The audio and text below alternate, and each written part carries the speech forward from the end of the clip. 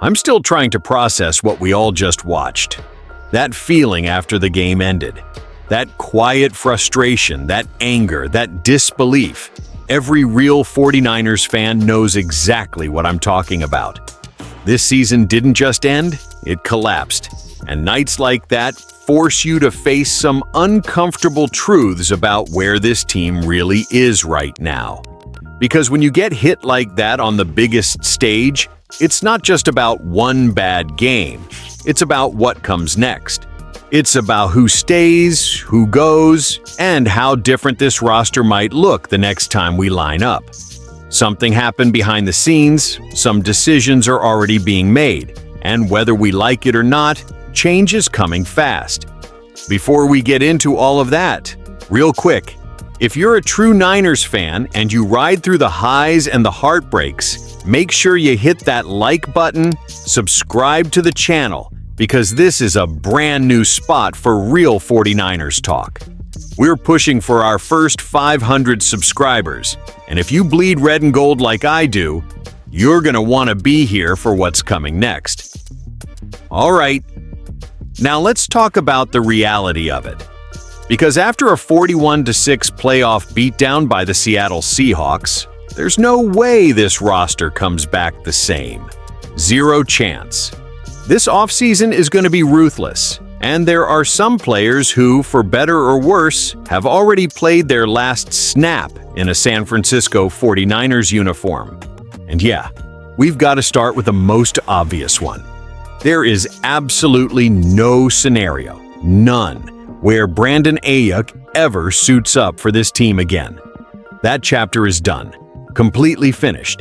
This hurts to say because we all remember what he was. Second team All-Pro in 2023, 75 catches, over 1,300 yards, one of the most explosive receivers in football. At his peak, he was unguardable, and that's why this whole thing stings even more.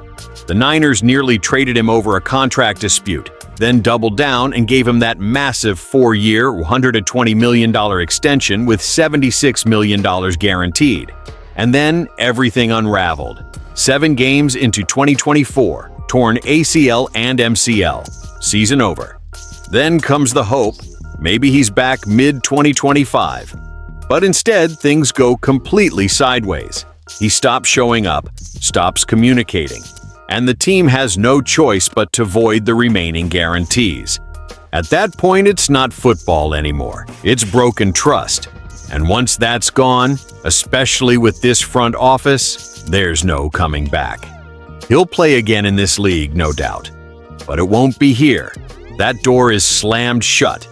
Next up is Spencer Burford, and this one feels less dramatic, but just as inevitable. 4th-round pick back in 2022. Early on, it looked like he might be part of the long-term plan. 32 starts over his first 2 seasons, regular season and playoffs combined. But year 3, he slides into a backup role. Year 4, same story.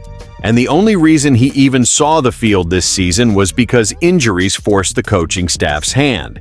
Ben Bartch goes down. Connor Colby struggles. Burford gets another chance. And honestly, he just didn't take advantage of it. A 58.9 PFF grade tells the story. Not terrible, but nowhere near good enough. This team is in a Super Bowl window. Or at least it thinks it is. You don't keep maybe guys on the offensive line when you're trying to protect your quarterback and win now. This feels like a clean break. Now let's talk about a guy I actually liked having on the roster, Brian Robinson Jr. From the team's perspective, you'd love to keep him.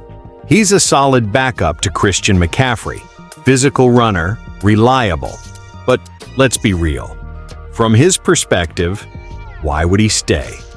This is a guy who was the lead back for 3 straight seasons with Washington before getting traded. He's only 26. He still wants to start. And in San Francisco, that path just isn't there. Even in a limited role, he gave you 400 rushing yards, 2 touchdowns, and nearly 400 kick return yards. averaging over 29 yards per return. That's legit production. But here's the problem. If you keep him, you're probably saying goodbye to Isaac Guerrero. And when you factor in cost, age, and team-building philosophy, Robinson is almost certainly the odd man out. I'd be surprised if he's back. And honestly, I wouldn't blame him at all. On the defensive side, we've got Yetur Gross-Matos, and this one is just about consistency, or the lack of it. When the Niners signed him to back up Nick Bosa, it made sense on paper. Former second-round pick. 32 starts with Carolina. Experience. But football isn't played on paper. Yes, he had a few decent moments, but over the last 2 years, he missed 15 games. 15. That's brutal for a depth edge rusher. And when he was on the field, the impact just wasn't there consistently enough to justify the cost. If this team needs edge depth, and it does, the draft is cheaper, younger, and honestly probably more productive.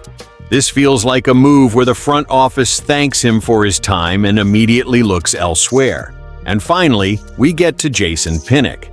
On paper, this signing looked like a steal. 4-year veteran, 46 career starts, only $2.2 million.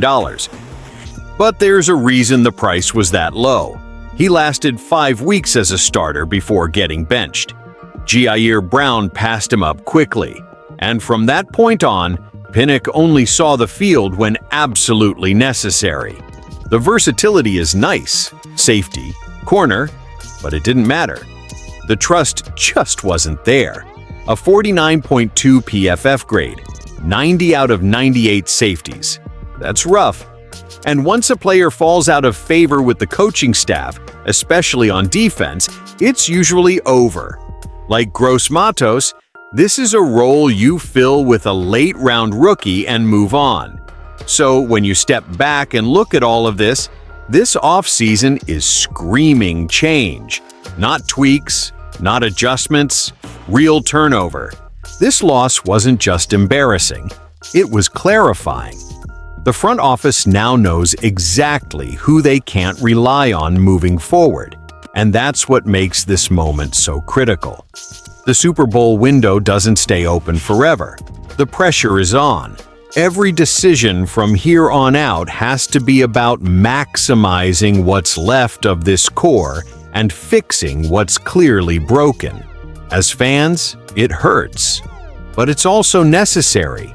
If you're feeling the same way I am, frustrated, hopeful, nervous, all at once, drop a comment and tell me which of these moves you agree with, or which one you hate the most. And if you want real, honest 49ers talk from someone who actually lives this team, make sure you like the video, subscribe to 49ers Nation Report, and help us hit our first goal of 500 subscribers.